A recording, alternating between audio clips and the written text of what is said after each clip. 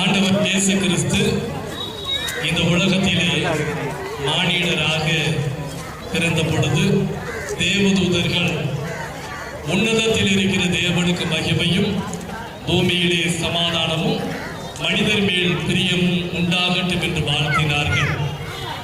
இன்றைக்கு நாம் வாழ்ந்து வருகின்ற இந்த 21ஆம் நூற்றாண்டிலே சமாதானத்திற்கு சவாலான அநேக நிகழ்வுகள் நிகழ்ந்து வருவதை செய்தித்தாள்களிலே நாம் படிக்கிறோம், நாம் அறிந்து வைத்திருக்கிறோம்.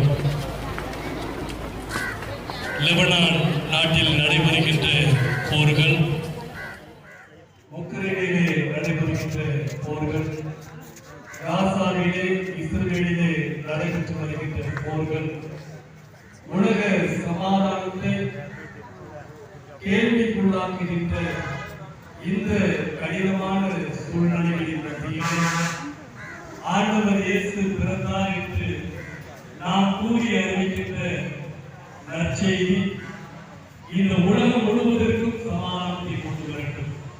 அதன் அடையாளமாக நாம் இப்பொழுது சமாதான புறாவை நாம் பறக்க விடுகிறோம். சபையார் யாவரும் மகிழ்ச்சியோடு உன்னதத்தில் இருக்கிற தேவனுக்கு மகிமை, பூமியிலே சமாதானம், மனுஷர்கள் பிரியம் உண்டாகட்டும் என்கிற வசனத்தை நாம் நோக்கி ஒழிப்போம்.